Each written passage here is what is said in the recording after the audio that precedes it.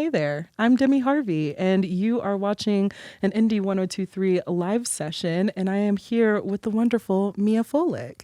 Hello.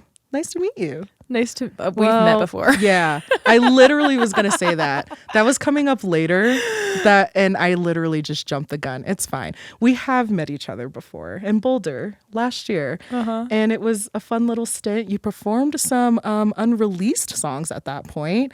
The one thing I really remember about you were you were wearing these sick shades that were almost like scientist shades.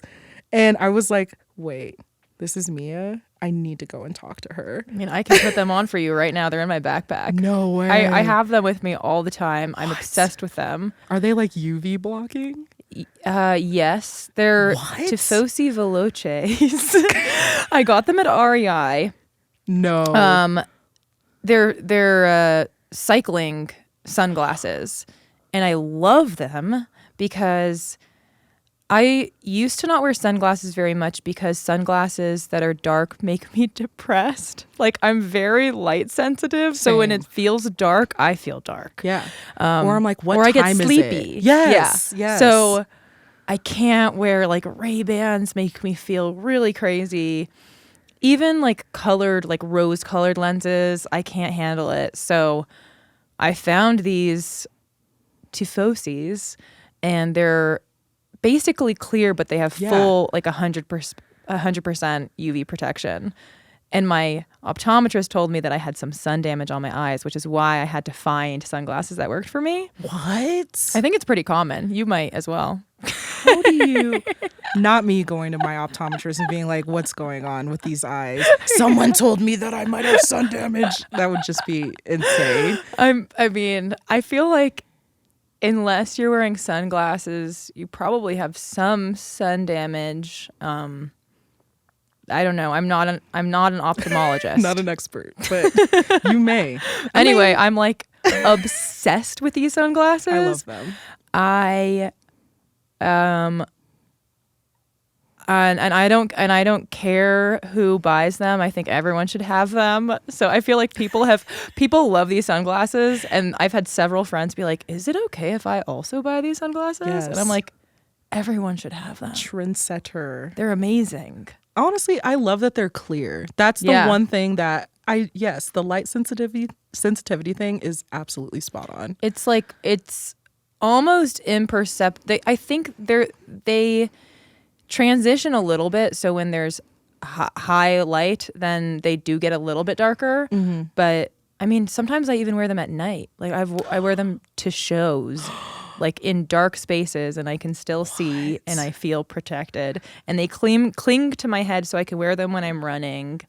I'm obsessed with them. They're multifaceted. Yeah. They can do anything. They can do anything. That is really sick. See, I knew I was onto something when I was like, I'm obsessed with these glasses. Yeah, I mean, I could probably talk about these glasses forever. Like, right before we left for a tour, we were on tour with Dermot Kennedy in Europe before this. And right before we left for tour, I realized that I couldn't find them. And so small panic attack. Panicked. Yes. And then I immediately ordered them to have them delivered to us in Sweden. And I picked them up at the hotel in Sweden. They like got shipped to our hotel in Sweden, and I picked them up because I knew, I mean, I was going to be out on the road for 2 months. I was like, I need to have my sunglasses. Right. Or I don't know what I'm going to do. But of course, then it was winter, dreary rain everywhere we went, so I didn't get to wear them very much, but I mean, I'll need them for my life anyway. Yeah, I love that these have just become like an integral part of like, I need these on a daily. It's amazing. Yeah, we were actually just joking about fashion right before this, and I was going to ask you a little bit about fashion besides the glasses, obviously, because you have a very distinct, cool, like, not like, I wouldn't say it's not, I think personal style is such an interesting thing to land on when it comes to people, but your style is just so, it's a little bit of casual, a little bit of 90s, and a little bit of grunge. And I wonder if that is intentional or if it's just you gravitate towards certain things. Yeah, I think almost everything I do is just instinctual. Yes. But I think it's interesting. I think that if I wasn't a musician, it would be all vibes, just like what I feel like wearing. Yes. But because as a musician, you're constantly having to communicate with other people about what you'd like to look like if you're ever working with a stylist or you're like, or even, working with a photographer or a makeup artist, you learn how to communicate what started out as instinctual, then you have to learn how to make it like thoughtful and like condense it into a description that you can communicate to somebody else, which I think sometimes is difficult. Right. So yeah, and I think I've been through different phases in terms of what I feel like wearing. Do you think it evolves with like your musicality at that time as well, or? Probably. I think I haven't thought about that. I think also I wear a lot of vintage and I like to wear pre-worn clothes. So I think that that also informs what I wear because, what I wear is also informed by what is stocked at the local vintage stores in LA. Yeah. So like I'll find a shirt and be like, this is amazing, I found it. But actually the person who owns the store found it. And then I found it from them. Yes. And so it's just like these multiple layers of different people's tastes that inform my taste. And so who knows where it comes from. Yeah. But I'm into it. I follow a lot of like photographers and models and people who like work in magazines, and I don't think I could name a single one of them, but I'm pretty liberal with my follows. So if I see somebody cool, I'm just like follow. Yeah, I like that. That's I like how that. I like socials that. should be. Like, who cares? We're all just here for a good time, and I'm just looking. I'm just perusing. Yeah. I'm just catching the vibe, and that's how it should be. Yeah. So I would not say that I'm super knowledgeable about fashion. I think it's really cool when I meet people who are. And one of the things that's been kind of fun is there's like vintage sellers on the internet that when I'm on tour, I'm able to like meet in person. Yeah.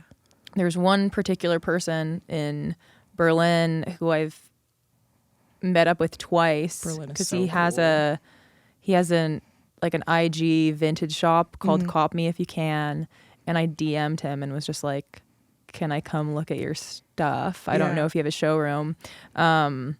So the last 2 times I've been in Berlin, I've just met up with him and looked at his stuff and bought a couple things, and he's like super knowledgeable and can tell you like exactly what year and what line it was from, and he's really like an archivist in a certain way, and I'm not at all that, but it's still cool. It's cool to meet people like that. Yeah. Because especially it's like I just love finding little pieces that you're just gravitating towards, and you're like, that feels like me, and then just learning about the history of it. So I just think that that's so cool, and I've identified that a little bit with you, and so I was like, her style, it's on because just gravitating towards it and feeling that personality and understanding the story of where it maybe came from is just like so cool in fashion. And I don't know, from you with the glasses and from all of the evolving styles that you've had over the years that I've seen, it's just been so cool to like watch you kind of grow into that, and as well as your musicality, which we are about to get into because you are going to be performing a few songs for us stripped down here in the Indie Lounge off of your upcoming album Roach, which is coming out in May. And I kind of want to talk about those because they're very heartfelt. They're very passionate, I would say. I've heard you sing them stripped down only. I've obviously listened to the EP Mommy that's been out for a month or so now? 2007. But yes. Mommy is one of the Mommy singles. is one of the singles, but 2007 is the EP. And it's just, it's a lot of realizations of being in kind of a toxic situation and learning some really hard truths about yourself as well. And so I know we're going to get into it. You already look like you're gearing up for it. But yeah, I want to break down these 3 songs that you have sung for us or are going to be singing for us. And we're going to start off with Nothing to See. So with Nothing to See, I remember hearing the song for the first time and just hearing how heartbreaking it is, because it feels like, to me at least, that this song is very much beating yourself up, I guess. And I want to learn a little bit about the songwriting process for that, because being able to put that out to so many different audiences just seems really vulnerable. And singing them in front of live audiences now, like, how did it feel to write a song like this and know that I'm going to be performing this in front of people and having to experience these feelings over and over and over again? Okay. The process of writing that song is one of my favorite stories. I mean, it was written in a writing session with Patrick Morrissey and Nick Long. And initially we were supposed to write in a studio in Santa Monica, which, if you are familiar with LA, is very far away from where I live, which is on the east side. And we all live on the east side. And so I texted everyone that morning and was just like, does anyone want to drive to Santa Monica? No. We're making the trek. Let's just meet up somewhere on the east side. Does anybody have a studio available? And Pat had just moved, so studio wasn't available, and I don't really love having sessions at my place. But Nick had like a garage that we could use. And it wasn't really a studio. It was just like he had his workbench and his motorcycle. and we were just like in his garage with his like fishing rods. And Nick is like one of the rare songwriters in LA who, fishes and rides a motorcycle. He very much takes advantage of the LA, the LA-ness. And yeah, we wrote it. It happened pretty easily, and then we recorded the demo with just like an SM7 rested on a wrench on his workbench with us just like trying to play guitar in front of it. But we just loved the song. And actually the final version has a lot of that demo on it. So almost all of the guitars and lead vocals were recorded in that garage on that day. Wow. That we wrote it. All in one day? Uh-huh. Wow. And then we ended up adding we added live drums and bass when we brought on Andrew Sarlo to produce it. Mm-hmm. But a lot of like the core components of that song are from that demo, recorded with a microphone resting on a wrench in a garage. But the song itself, like the content of the song, it's really about a relationship that I haven't been in for many, many years. And even when we wrote it, I hadn't been in that relationship for many years. And it was interesting. It kind of surprised me that we ended up writing about that relationship because it was so distant at the time. But the way that I write is very intuitive. That seems to be the theme. Yeah. And it just kind of came out, this like, I often will just like sing lyrics randomly until I come upon a lyric that feels special in some way. Mm-hmm. And it honestly is always revealed to me what the song is about. Like I'm working on it and then it is revealed to me what the song is about. Mm. And then once it's revealed to me, then I'm like a little puzzle maker trying to piece together the rest of the puzzles to make it make sense. But the theme is usually like revealed to me. I'm not imposing the theme on the song. It is there, and it says, here I am.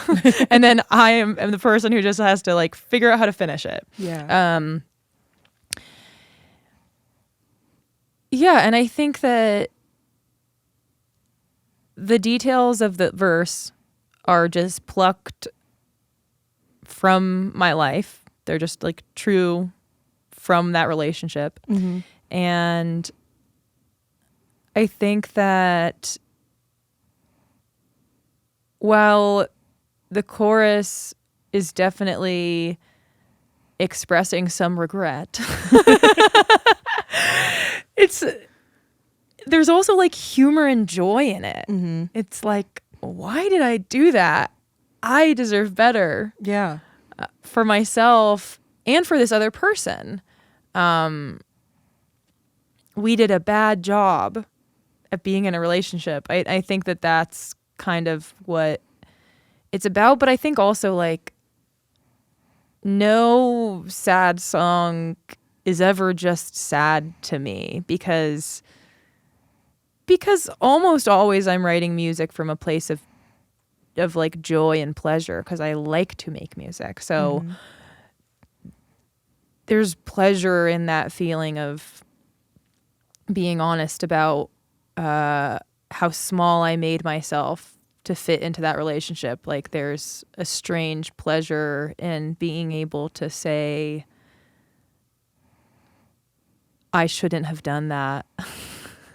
No. It's kind of nice because it's like not only just listening to all these songs, honestly, I kind of feel that joy, but also it's kind of delightful. It probably wasn't at the time where it's like, oh, this was really terrible and I'm not having a good time and I'm hurting and this person's hurting, whatever. But once you get past that and you're able to have that realization, I think that is kind of joyful because it's just kind of like, look how far I've come. Like, look at where I am right now. And so, yeah, I think about that for a lot of the songs that I've heard on the EP so far, which are going to make it to Roach, correct? Yeah. And the other thing about that is that it's really the same feeling that you get when you commiserate with a friend. Like that's kind of the vibe of Nothing to See is like, here's all the chaos that happened in this relationship. Like, why did I do that? And then your friend can be like, me too. Yes. I did this and I did that and I made myself small and why did I do that? And it's really this like, it's almost just like my side of that conversation. And I think that's why it feels joyful. It's really that like this, it's almost like I'll share my side and then you can share your side, but the other, you're like bouncing stories off of each other. I love that. It's funny. So you said that a theme doesn't necessarily like all come together. It's just kind of, whatever is happening in the moment, whatever song titles, whatever lyrics are resonating for you at that moment. So with Bad Thing, how does that kind of tell the story of like where we're at in going along with Nothing to See?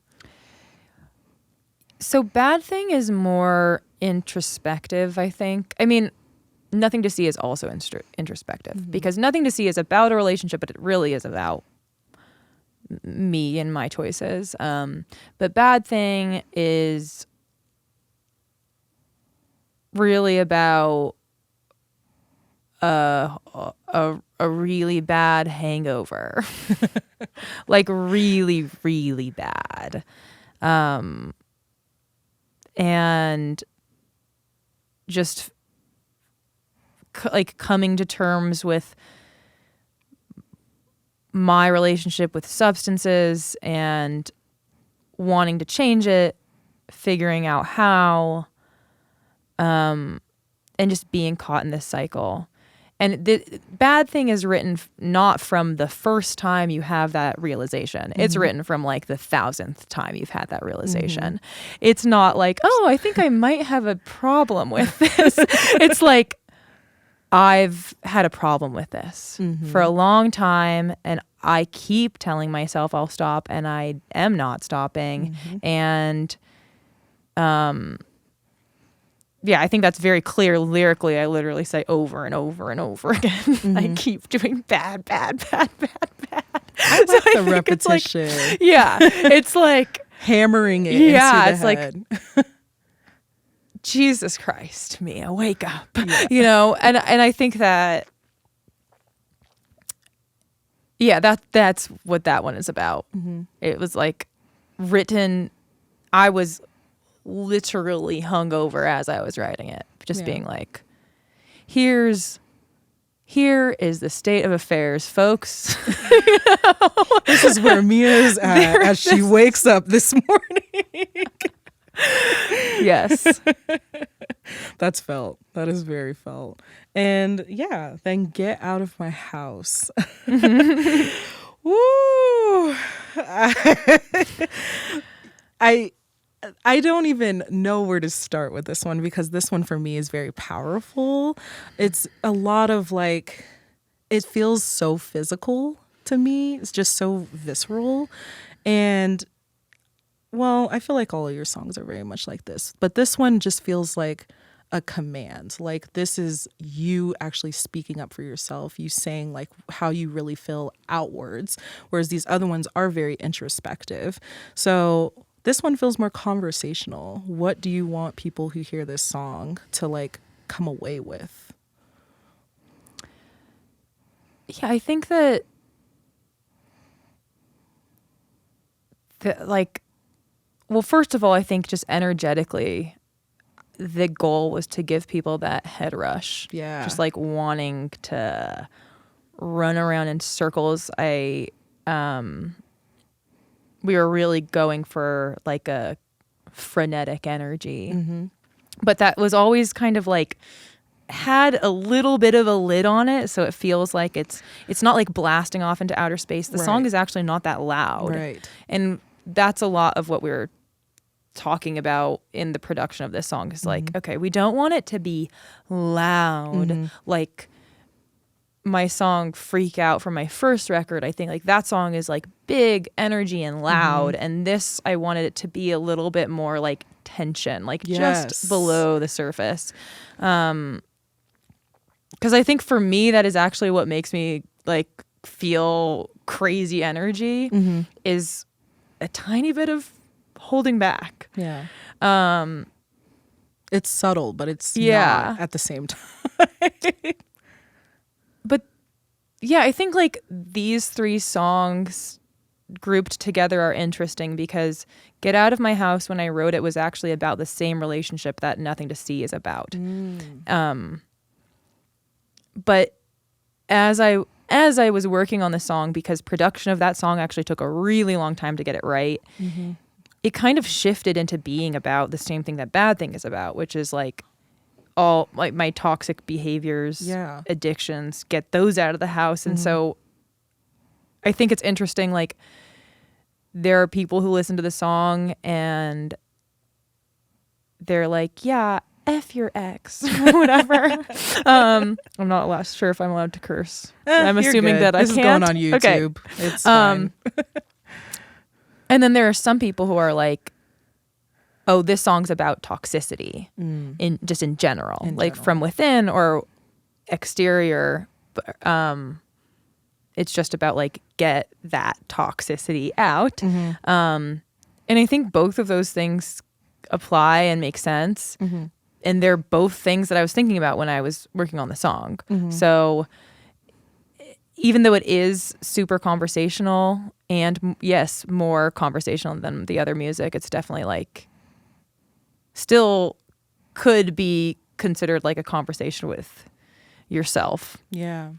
But there's also so much joy in it. Like that guitar riff is super joyful and fun. And I wanted it to feel that way. That's Greg Allman on guitar. The whole album is that way. This is not a doom and gloom album, if that's what we're trying to get at for this. Like all of it is very, I think, high energy. It does make you want to get up and dance and scream and shout, which I love, while also having these themes that are pretty hard for people to realize themselves, but also probably was processing wise for you as well. So yeah, I love it. It feels like we've come full circle on all of those songs, honestly. Yeah. Thank you. Yeah. I'm glad it feels that way because that was the intention. I wanted it to feel, I wanted there to be joy in the record, for it to feel fun and playful. Mm-hmm. Yeah, exactly. And Roach, which is coming out in May, like I said before, last question. Let's talk about this title. Why Roach? Why not? Why not Roach? So this has been the working title for the record for years. Really? Yeah. Yeah. What just drew you to that? I was just thinking about roaches. I don't know. Flying roaches. Tetherball references a roach, and then so does there's a song on the album called Cockroach. And I can't remember which came first. I think I wrote Tetherball first, but I think that those songs are kind of represent like the two sides of the cockroach to me. Like in Tetherball, the lyric is sitting in your car curled up like a roach in the dark. And that one is more like about this like feeling like a cockroach, meaning feeling like the scum of the earth, feeling like a horrible, disgusting, like monster that everyone despises. Shout out to cockroaches. And then just feeling like the worst person. And then the other song, Cockroach, is the lyric is crush me under the weight, bitterness, jealousy, hate, because I'm a fucking cockroach and you can't kill me. So that one is like the cockroach is like perseveres, the cockroach is resilient, the cockroach survives every plague, like the cockroach lives on and weathers the storm. So I think that was like, those are the two sides that interested me. And so I just felt like that made sense. That I think that's what the album is portraying, is like me doing things that made me feel like I was a bad person, but also realizing that I'm very strong and resilient and able to change my life. Yeah. And then I just thought that roach sounded better than cockroach, as we just cut the cock. Just roach. Just roach. I just thought like it's gonna look so cool in like bold letters. Yes. Yeah. So it literally screams roach. Yeah. Just screaming roach. I love it. Well, we're coming to the end. I loved this. This is so fun. We'll get to hear some of the songs off of Roach right after this, which I'm really excited to share with you. I'm glad that we've done them stripped down. I feel like that's so unique and such a interesting way to like digest these songs as well. And so, yeah, you'll be able to hear Roach on May 24th, I believe. 26th. I'm so close. May 26th. You can stream it everywhere. You'll be able to hear those singles on Indie 102.3, of course. And thank you so much, Miya, for joining me. Thank you. This is super fun. Yeah. And for more Indie 102.3 sessions, go ahead and check out the website, indie1023.org, or you can find these on YouTube. See ya.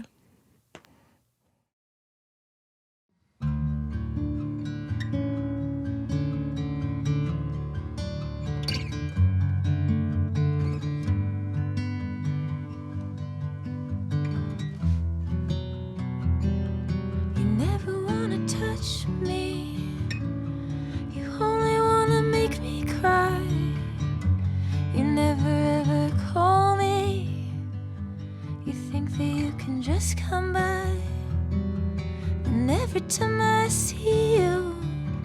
Standing in the door, I feel alive. But now I understand that's just you messing with my mind. Get out of my house, I don't wanna know you. Get out of my house, I don't wanna know you. I love being on my own without you, taking off my clothes without you. Thought I needed your glow, needed you to be whole, but I'm better alone. Woo! Get up, get out of my house. Get up, get out of my house. Get up, get out of my house. Come on, get out, I want romance. I think I want a happy cry. I think I want sunshine streaming out of my two eyes. I think I wanna wake up in the morning glad to be alive. Don't wanna roll over and see you. You remind me life is terrifying. Get out of my house, I don't wanna know ya. Get out of my house, I don't wanna know ya. I love being on my own without you, taking off my clothes without you. Thought I needed your glow, needed you to be whole, but I'm better alone. Woo! Get up, get out of my house. Get up, get out of my house. Get up, get out of my house. Come on, get out.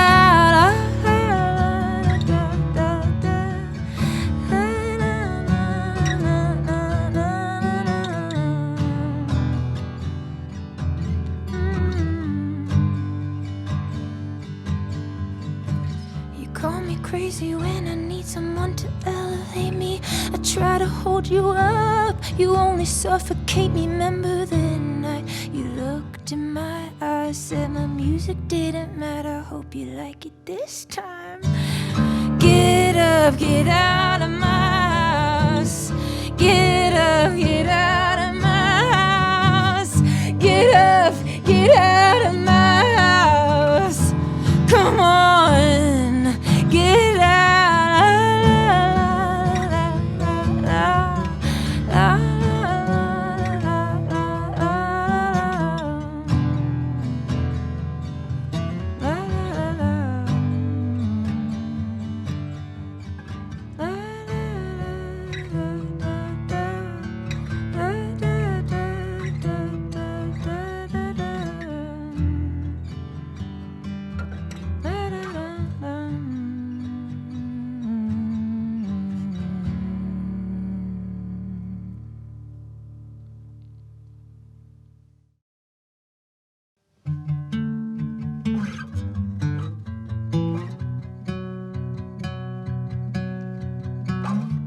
I know you've been talking to girls on the internet. She's only 19 and I can't compete with her. I've been trying to change the way I look, so you like what you see. I've been losing weight so I could wear these rose-kill jeans. Why did I do that? Why did I do that? Nothing has changed, I'm just sitting in pain. Said I would never be desperate, look at me. Why did I do that? Why did I do that? Now I'm wearing black cause you like me like that. Said I would never be desperate, look at me. There's nothing to see here. nothing to see here. There's nothing to see.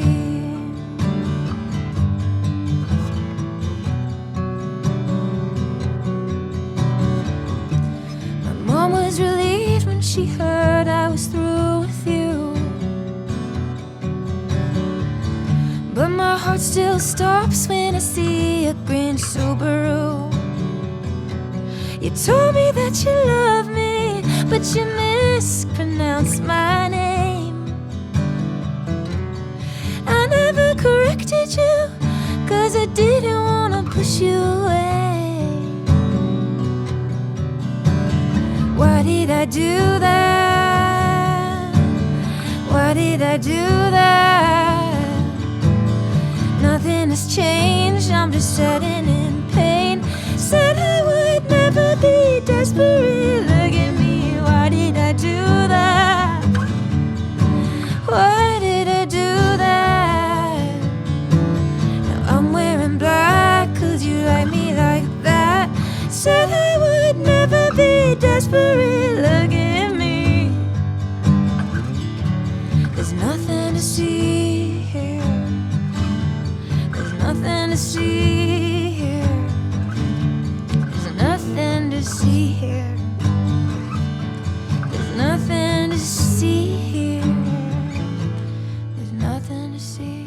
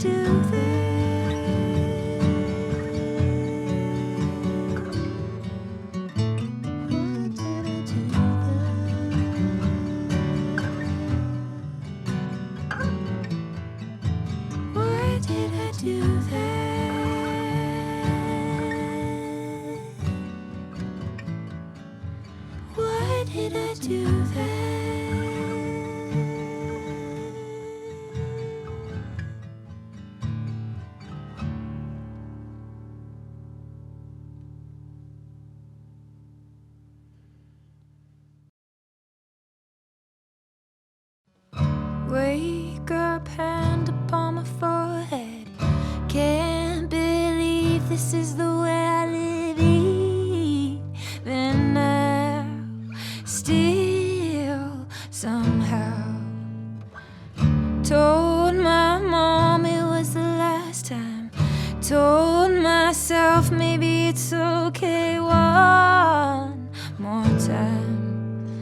One more time. I don't wanna call first thing in the morning, desperate for help to feel norm.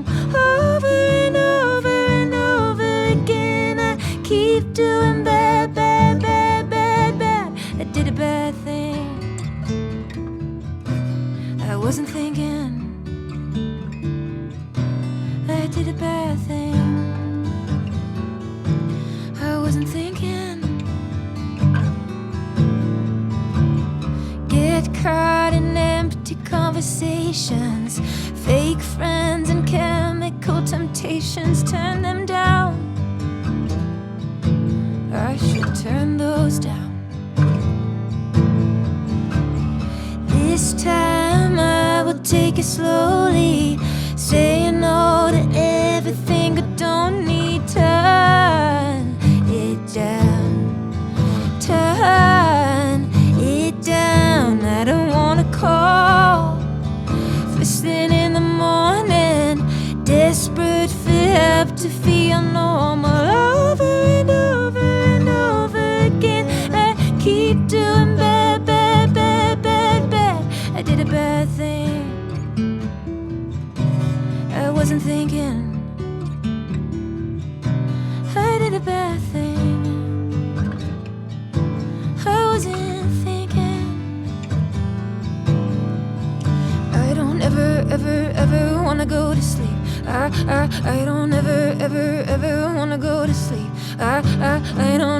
ever wanna go to sleep. I don't ever wanna go to sleep. I don't ever wanna go to sleep. I don't ever wanna go to sleep. I don't ever wanna go to sleep. 'Cause I want more and I want more until I wake up, turn around and I did a bad thing.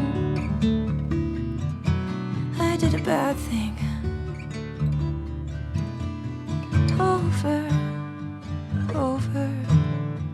Over again and over again. I did a bad thing. I did a bad thing.